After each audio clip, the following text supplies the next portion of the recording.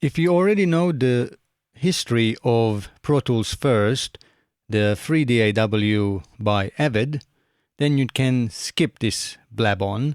I will leave the timeline in the description so you can skip ahead. Otherwise, feel free to listen to some of the history that I had with Pro Tools First.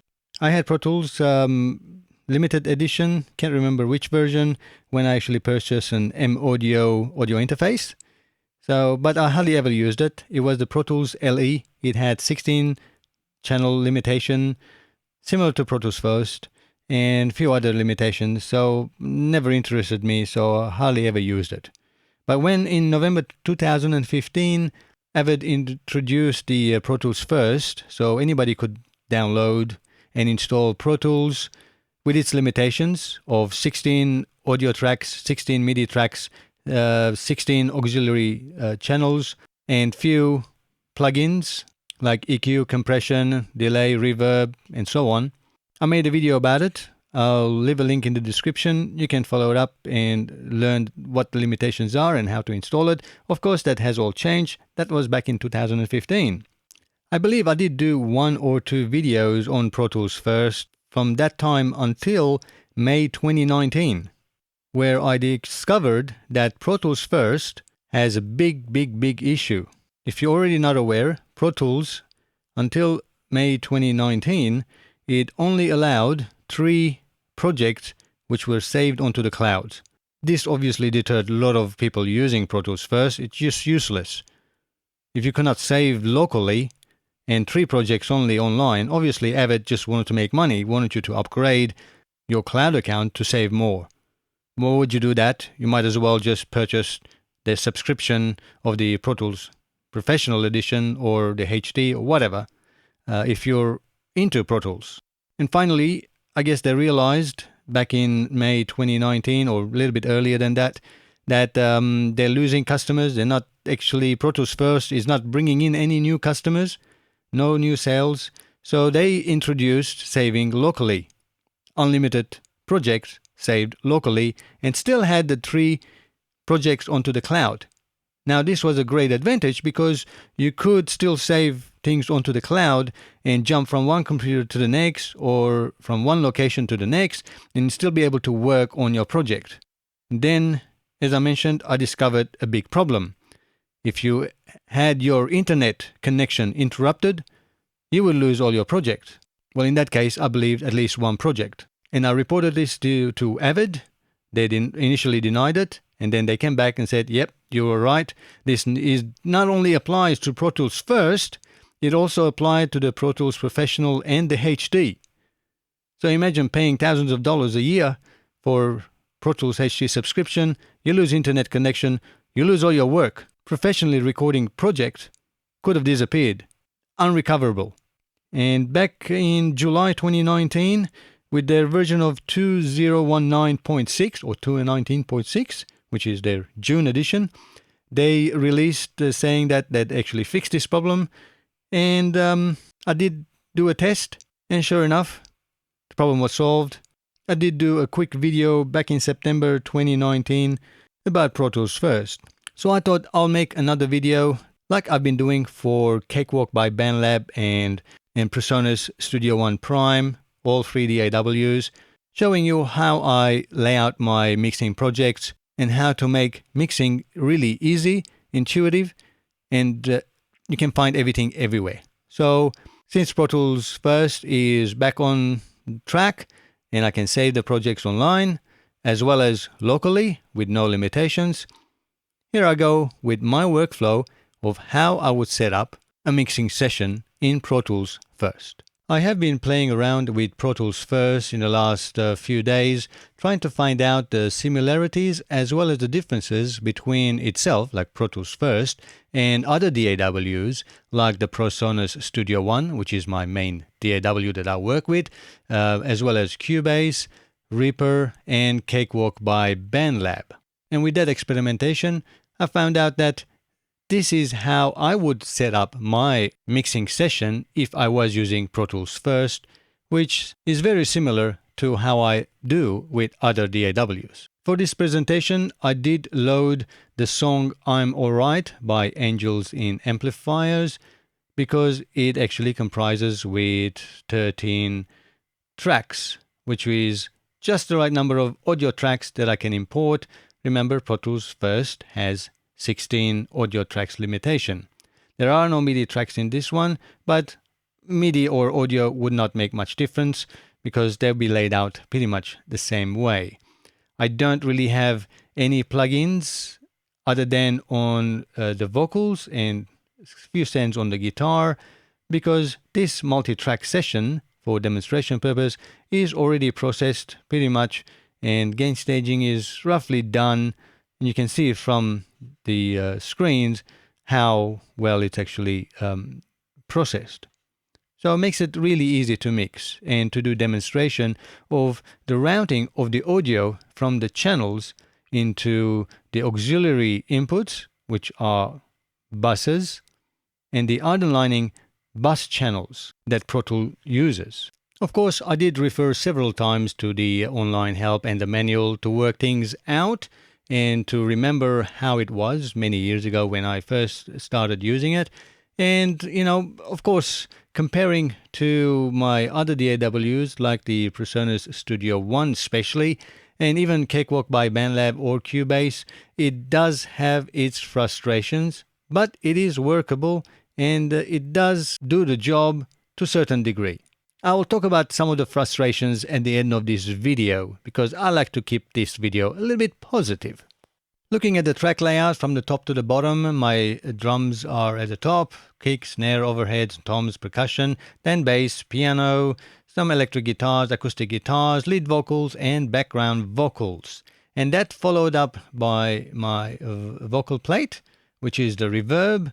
And then I have my auxiliary inputs. That's what it's called in Pro Tools. Basically, buses. And I've got my drums bus, bass bus, keys, guitars, vox, background, and then finally my master fader. And for the audio routing purposes, of course, I am using the buses. My drums are going to the bus 1 and 2. I think my bass is going to 3 and 4. My piano 5 and 6. My electric guitar 7 and 8. And my vocals 9 and 10, and so on. If you already know how to use Pro Tools, this hopefully makes some sense to you and you'll be able to understand. But if not, just hang on a little bit later because I will explain how this audio routing works. And looking at my console view, here are my console things. So I've got my drums here, then my bass, piano, guitars, as I mentioned earlier. And of course, I do color code them to identify them. And then these are my buses. And then finally my master bus right at the end.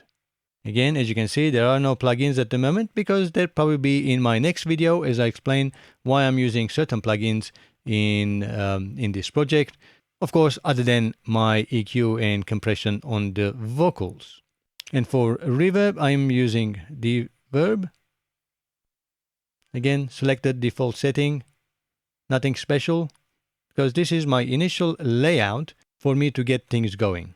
From the faders, you can actually see I've done very simple balancing, initial balancing, and I will play around with those faders later on. Of course, automation, which is an important thing in any mixing session, will be applied later on as well. They'll be in future videos of this project. And for all those newbies like myself trying to understand audio routing system, if you don't know how that works, let me try to explain. So the audio input output from each of the channel, and this is our input.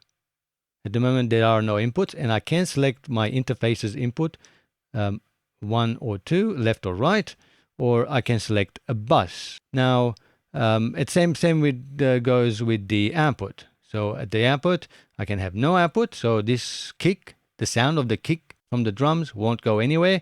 Or I can send it directly to my audio interface, output 1 and 2, or the audio interface. I guess if I have multiple outputs, it will list them here as output 3 and 4, 5 and 6, and so on. Or I can select stereo output. or I can actually send it to a bus. Now, Avid says you can have unlimited amount of buses. Mine goes up to 23, 24. I guess if I've used them all up, it will add more. I don't know. I'll have to find out. So the output of the kick at the moment is set to go to the bus 1 and 2. Bus, if you have watched my Cakewalk by Blab patch points video, this is how this works. So there are invisible stereo and mono buses underneath the system. Just imagine them being stereo buses where your tracks can send audio output to, as well as listen to or collect. So you're injecting and collecting audio from each of these buses. My kick is going to bus 1 and 2. It'll be the same thing for my snare. It's actually going to bus 1 and 2. So that down below on my auxiliary track right here, which I call the drum bus, it listens to bus 1 and 2. And then outputs that into my audio interface. And the way you create the buses is you go into track, new. Instead of creating, let's say, a stereo one, instead of creating audio track, you basically create an auxiliary input track that can actually listen to buses rather than at the input of your interface. Of course, auxiliary inputs cannot record any audio onto them. Only audio tracks and MIDI tracks can record audio or MIDI information. Hence, that's why the record option, like in my audio tracks, don't exist in my auxiliary input buses. That's how you create buses. You send the audio from your track to the selected bus, and your auxiliary inputs listen to those buses and can combine the multiple outputs from your tracks into a bus. Now, this is becoming really confusing, even though I'm trying to explain, because even from the analog world, auxiliary inputs and outputs are called buses, auxiliary buses, or sub-mixes. So here comes some of the confusion if you are coming from another DAW, because other DAWs don't have this feature. They actually have buses that you create, and then you send the outputs of your channels to that bus. Very easy. Here's one frustration. You need to remember which buses you sent certain channels to. You got to write it down, because there's no way you can remember as you're setting it up. Oh crap, where does my lead vocal go? So you got to scroll up and have a look. It says 9 and 10. Okay, bus 9 and 10. So when you come here and create an auxiliary input, you got to make sure you to remember that it's actually listening to 9 and 10. And again, at the top end, when you are looking to your channel, like the lead vocal, it's going to 9 and 10. And then you got to scroll down and find out, where that goes. It's really frustrating. Another frustration, when you start with a blank project, there is no master fader. It's blank. You can create audio tracks, you can create MIDI tracks and instrument tracks, but they all go directly to your audio interface. And unless you add a master track, as in this example, master fader, you can't control the main output volume. I mean, it's just common sense. You would think that automatically it should add a master fader. Maybe Pro Tools has a different idea about master faders. And most likely there would be that you could have multiple master faders, and each master fader controlling a different output of your audio interface. So if you are sending multiple outputs, let's say your headphone output, you'll be able to control with a master fader that controls the outputs, let's say 3 and 4 or 7 and 8 on your audio interface where your headphone output is connected. So maybe that's the reason. I'm yet to find out, but that's in the future. For now, I'm just going to have just one master fader. So that is my basic setup. Easy as that, as long as you understand that your tracks go to buses before they appear into auxiliary input as buses. So you can control their master volume. That actually gets sent out to your master fader that controls the main output. And it is the same principle for sends. I do have one send here. As you can see, my send for my acoustic guitar and my vocals bus goes into bus 2122. Let me bring that to the middle. Bus 2122. And then my vocal plate listens to 2122 and then outputs to my stereo output. So let's have a quick listen. I'm Alright by Angels in Amplifiers. How far I have gone so far.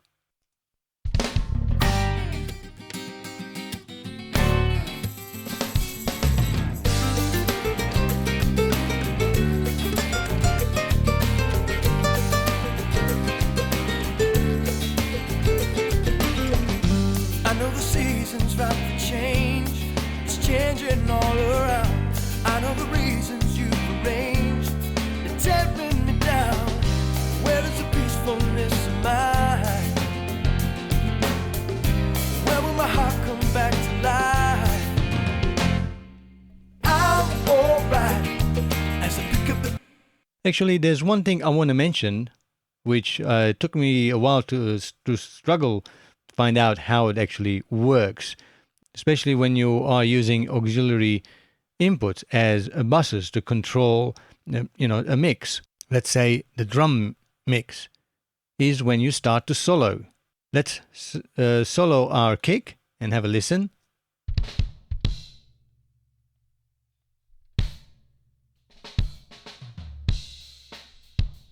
Which is all fine. And I can add, let's say, my overheads as a solo. And then my snare. Now by default it wouldn't work this way. Notice something here.